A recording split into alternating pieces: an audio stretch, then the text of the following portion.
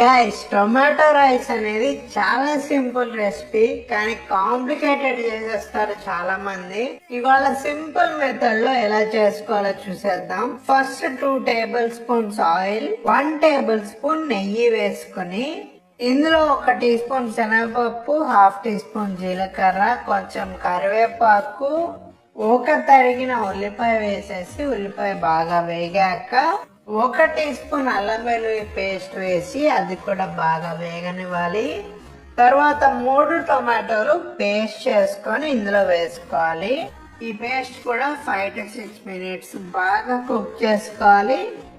ఆ తర్వాత ఉప్పు, 1/2 టీ స్పూన్ పసుపు, 1 టీ స్పూన్ కారం, 1/2 టీ స్పూన్ గరం మసాలా వేసి అంతా బాగా మిక్స్ చేసుకొని 2 కప్పుల ఉడికించిన రైస్ వేసేసి అంతా బాగా మిక్స్ చేసి లో ఫ్లేమ్ లో మూత పెట్టేసి ఒక 5 మినిట్స్ కుక్ చేసుకోండి. ఎక్స్ట్రా మాయిశ్చర్ ఉంటే పోతుంది.